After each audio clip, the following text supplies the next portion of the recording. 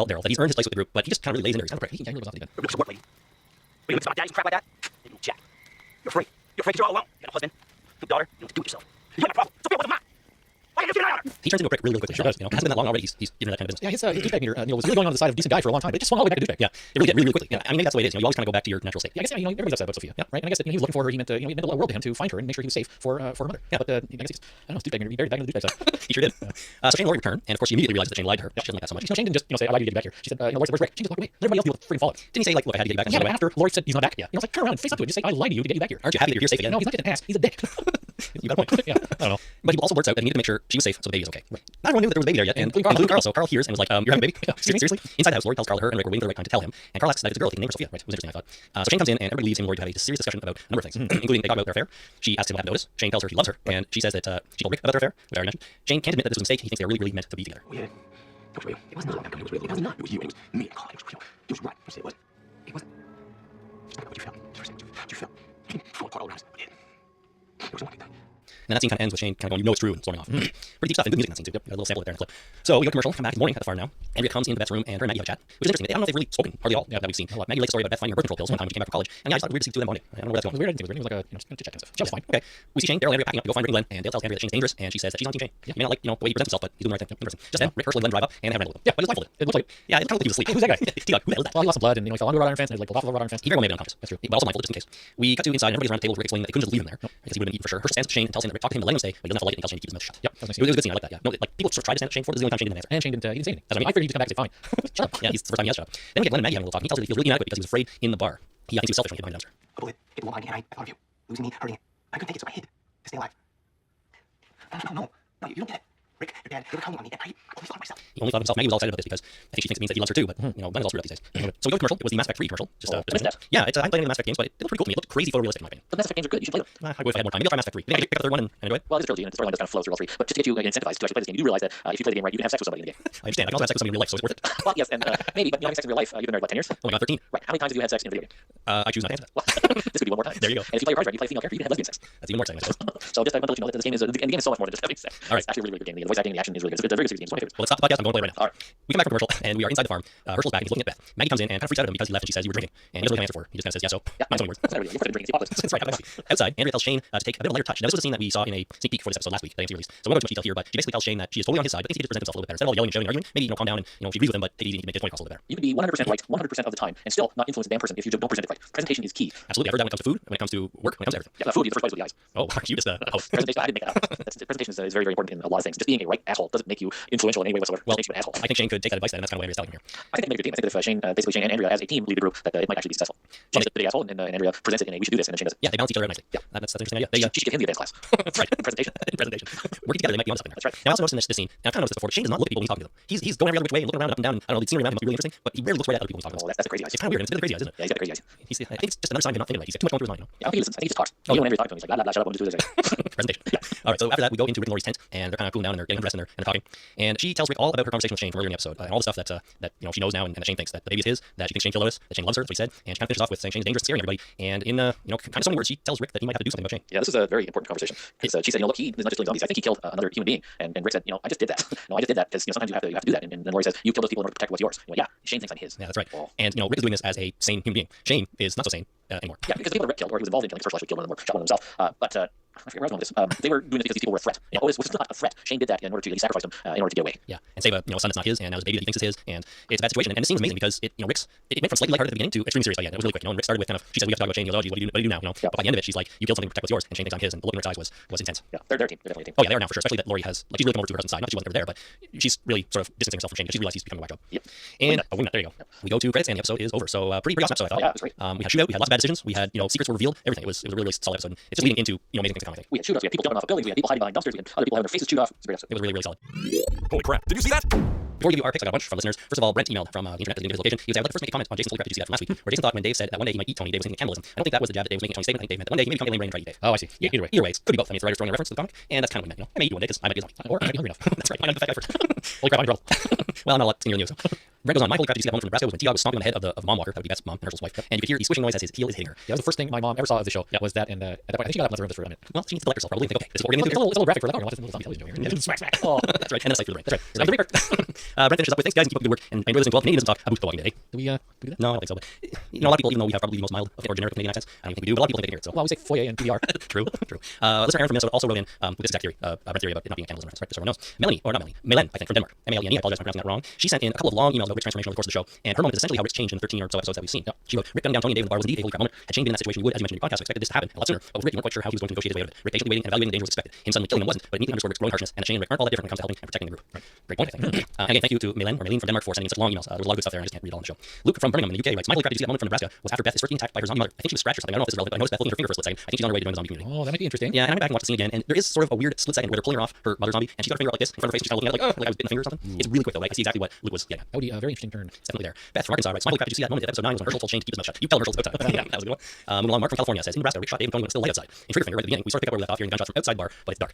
What the F? Did Rick shoot the sun too? Yeah. And he's got a good point. I noticed this myself when we were watching it, and I went back to verify, and it sure does seem like it's still light outside in Nebraska when he shoots those two guys. Yeah, and I think that was a very weird night too. I think there's some kind of weird time shifting going on there because they, all of a sudden it's night. So I was assuming it's early night and then just zip into the middle of the night. It took them all night to drive home. Yeah, exactly. Where we can get people who can ride horses there back in a couple hours. Yeah, so because they ripped what's his eyebrows leg off the wrought iron fence, and I assume at that point they got the F out of Dodge, put it in the truck, and then drove back to the thing. I remember to the farm. I remember when the next morning I arrived at the farm, they were all getting ready. I'm like, what the hell are they doing all night? You going to the bar? Yeah, they weren't done their bar hopping tour yet. Yeah, there's a bar crawl, son. We're not going home yet. I'm not done being drunk. It was weird. It was weird. In Nebraska, he shoots them when it's light outside. Right.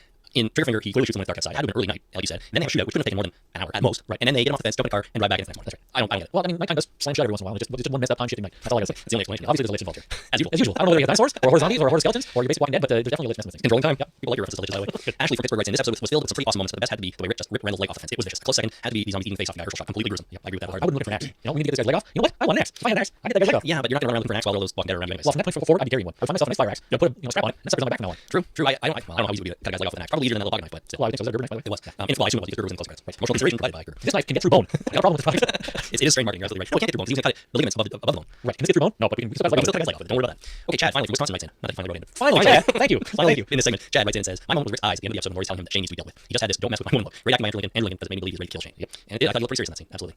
Okay, quickly, you and me have picks, I hope, for holy crap, did you see that? Now I have a bunch of them. And my first one that I was going to go with, you already mentioned in our recap, and that was the skin peeling back from the zombie's face when it was pushing itself through the broken car window. Yeah, there's a lot of desire to get through the window. Yeah, and like I said, I didn't see that the first time I watched it, so when I was rewatching today, I was like, oh, holy crap, I didn't see that. They got a face thing going on in this episode. They do. People's faces are all over the Rip off. The other thing, I have another one here, I also mentioned it already, is that when they were talking to the guys outside the bar, they mentioned telling Jane that some assholes killed Dave and Tony in the bar. So we know there's a Jane somewhere. Better be sure. That's all I gotta say. And we also know that there are more people in this group, but it's hard to hear, so you know, you might not caught that if you just watched it once. Right. Two more quick ones. When Shane and Lori were having their talk, they were right outside the bedroom where Beth was lying. If she's not completely comatose, she probably heard that whole discussion. That's true. She's probably completely Yeah, comatose. probably. And the final one, which I'm gonna go with officially, is Lori's feet. You know, Lori's feet. I am in the end at the end when she's talking to Rick and they're changing. She takes her socks off. She has got some big hobbit-looking feet. Yeah, she's got hobbit feet. They're not hairy, but they're, and maybe it was just the camera angle, the positioning or something like that. Her feet look huge. Good for walking on snow. That's true. Building snowshoes. That's right. she's got hobbit feet. She's got hobbit feet. Or the Bigfoot guy from Simpsons tells trying to kill Bart. Oh, Psycho Bob. She's got Psycho Bob feet. Yeah. So pretty crazy. I'm gonna go with Lori's feet. Holy crap. Yeah, I don't have 7 of them like you do. Yeah, I only have the one, and it has when Shane was found Lori's car all turned over. He drove a fantastic Hyundai to get there, by the way. And then once he got there, he looked in the car, he kicked the guy on the ground, and kicked the guy who was stuck in the windshield, and he looked into the car, and then we turned around. He took one hand off the shotgun, so he was only carrying the shotgun in his left hand, and then he looked in the car, and he turned around, kind of did this flip with the shotgun, and it was such a natural motion. It just went up, and he grabbed onto the grip with his other hand. It just looked like he had been doing that for years. That's cool. Yeah, it was a neat little thing that I saw. And I was just like, wow, I wonder if it's all meant to do that, or it was an accident. But it just looked very graceful and natural. And it looked like that shotgun just belongs in his hands. He knows what he's doing. He does. Clearly, he practiced it. I don't know. It was a psycho. Go back and watch it. All right, I will. That sounds exciting, actually. You ever practice it, or was it something kind of happy? Just a smooth, natural thing. But also good because a guy who's used to carrying a shotgun, like police in the eastern southeastern US are, might be good at that kind of thing. Doing that with shooting your own arm off or something. Also very good. Also very good. All right, now let's get into listener feedback. Listener feedback. Okay, so we have a call from Robert in Pennsylvania on Rick and Shane finding Herschel's flask and what they deduced from it. Hi, this is Robert from Pennsylvania. I was just listening to your podcast, the latest one, and I think you guys are wrong about them finding the flask in the bedroom. That is exactly what they would come to the conclusion that it was in fact he went off to go drinking. You gotta remember these two guys, and it was sort of both Shane and Rick who discovered the flask and sort of agreed that that's what he was doing. These guys are cops. That's sort of what cops do. I mean, they walk into any room and just by instinct they start looking for clues about things. It seems to be habit. Wherever they were cops, right? So you gotta take in those terms as well. Just that comment. Thanks. Bye. So we got Sherlock Holmes walking into rooms and deducing things. Well, he also pulled one of his wife's nighties out of the closet. What makes him? Maybe he went to the department store looking for more nighties. He's got a night fetish, and he needs to go get his night fixed. I think Robert has a point. He does have a point. They're police, they're investigators. I mean, they're not detectives, but they're still trained to look at a crime scene and figure some things out. So How old is Maggie? Maggie, she's mid 20s. Mid 20s. Okay, so he hasn't had a drink in 25 years. Yeah. Right. So they find a flask that hasn't had alcohol in it for 25 years. And she says he stopped drinking the day I was born. Right. Anyway, I had a hard time jumping to that because they had found a bottle of wine that was still had a little bit left in the cork sitting on the floor. Now that's something. Yeah, I suppose. But I don't think it's too far out there. Beth from Arkansas already listened wrote in and said I took the whole flask scene as Herschel left the flask out because he knew that someone in his family would know what it meant / where he was without him actually having to say go someone and say, hey, I'm going in there. Yeah. He was leaving it more as a clue than anything else. So you're exactly like you're going to go to bar and back there. It's the bed. I'm going to the Moser. I'm going to wasted. No, I don't do that. Okay, Nurla from Florida called in as well.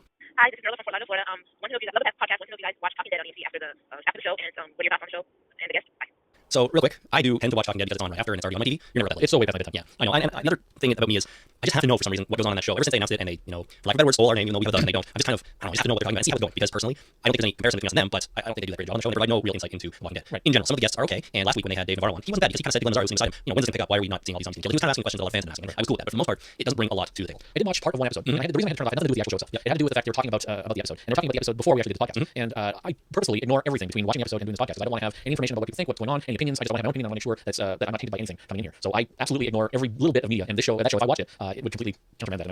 It would take my opinion. And that really speaks to me that my opinions can be swayed easily by anybody else's opinion. So in order to prevent, we don't even talk about the show. No, when we get here, and sometimes we got to try really hard. We start talking about something. Okay, shut up. We just have to press record because we got to talk about this. Yes, and we don't talk about the show before we do the podcast either. No, that's true, and it wouldn't quite be as authentic or spontaneous if we did. Right. So that's that. I watch AMC's Talking Dead just because I don't know, I'm a completist or something. I want to see what they're talking about, and you don't because you don't. Yeah, there you go. My little brain, I can't take. Jason's little brain doesn't know what to do with it. All right. So earlier, we had an email from Malin in Denmark. I have another excerpt from her email here, and it's just too awesome to pass up. She said, "I'd like to start confirming what Tony said. We were asking this question last week about Tony's derogatory term for women. Right. She says he did indeed say coos, which is, as you said, a very derogative word for. Shall we call them the lower lady bits? Lower lady bits. That's really nice. I like that term. If you recall, Ed actually used the very same word to insult Andrea back at campsite. The quote she said is, "Don't think I won't knock you on your ass just because you're some college-educated coos." Apparently, that was intelligent frogs from season 1. And that's it. Malin goes on to explain that she knows this because her roller derby name is Mother Coos. Nice. Sort of a play on Mother Goose. And there's so much awesome in it. I know. I mean, the whole phrase lower lady bits is so poetic that's now going into my regular lexicon. Yeah. And Mother Coos is great for a name for somebody who does roller derby. And roller derby is awesome. It's amazing. So thank you, Malin, for that. That's a perfect email. Send that in. There's so much there. Alrighty. So Beth Marcus again, another regular listener. She says, "I got the sense that at least Maggie knew Sophia was in the barn, though she initially told Shane that no one knew she was there. When Glenn asked her, she never answered and she just looked away. If she really was innocent of that knowledge, it should have been easy to say that she didn't know. Maybe it's true that Herschel didn't know, but I get the sense that Maggie did. And though she could lie to Shane, she just couldn't lie to Glenn, so she said nothing at all. So we might have that coming back at some point, and the truth coming out. I don't think we'll Probably not. But Jonathan, another regular listener / writer, wrote on the same topic, but citing a different example. He said, I think it was in Chupacabra, but when Shane asks what to do if they find Sophia bitten, Rick says to do what has to be done. Maggie then asks, what about her mother? What do we tell her? And Andrea responds, the truth. That's when Maggie looks at Herschel and he shakes his head, no. Now I went back to check. This was actually in one episode before Chupacabra, which was Cherokee Rose, and it's a scene where they're standing around the hood of the car and Rick's planning out the breed pattern for the search for Sophia. And this scene does of course take place. Andrea says the truth, and Maggie looks over at Herschel, and he shakes his head and practically mouths the word no. Right. I don't know how we sort of didn't see this before, but it screams at you that they know that she's in there. That's true. It really, really does. I highly recommend going and checking that out again if you can. It's like you watch that now, and it's kind of like, oh my god, they didn't know. They totally knew. So I don't know. I think it could come back, especially because we've got Maggie and Glenn having their problems right now. Yep. They're gonna talk about a lot of stuff, and something's gonna come of it. One more thing quickly from Beth Marcus. She puts the pacing criticism of the show in great perspective here, so that's why I want to read this. She says, honestly, I think it's fine. Perhaps the gaps between the episodes, in addition to the hiatus, make it feel like the show's moving slowly. But within the context of the show, not a whole lot of time has passed, and really a lot of things have happened in a short amount of time. Dealing with the herd, losing Sophia, Carl getting shot, the Shane / host debacle, Lori's pregnancy, teabag zombies in the bar, shootout at the zombie corral, Rich shooting Sophia, and then 2 guys at the bar, Lori fleeing the car. This is all taking place over a matter of days. That is a lot to deal with. I really think there has to be some downtime, not only for the characters, but for the viewers. I know I personally like when there's a lot of crazy stuff, but then I have an episode or two trying to decompress from previous events. I think good things are coming, so let's be patient. When we make a list like that, a lot has happened. Holy crap, that's pretty much as intensive as season 24. Well, yeah, and this is all only season 2. I mean, obviously that's what the criticism was, but like that's 7 episodes before the break, right? That's like most of that stuff right there. So a lot has happened, and as I've always said, I can sympathize with people's criticism a little bit, but you can't argue that nothing happens on the show. You really can't. Okay, Bob from the internet writes in, and his subject line was, "You guys are wrong on so many." Sorry, his subject, "You guys are wrong on many points with the last broadcast," and he included a 14-point list of all the things we are wrong about or misunderstood. I'm going to review it. That's exciting. I'm excited to hear this. Not going to read all of them. I've got 1, 2, 3, 4, 5. So first of all, Dave and Fat Tony are criminals. That's how they got the gun, job gone bad / dead cop. In the end times, crime goes up quickly. People take advantage of the confusion. They run before the end came, so that's how they got there to the south so quick. That's one thing we were talking about last week. How they get there. He says Glenn was completely useless. Rick should have sacked cow shit from the farm. That would have been more help. Maybe. And it's funny because he foreshadowed this episode a little bit. Yeah. Glenn feels completely useless. Yes.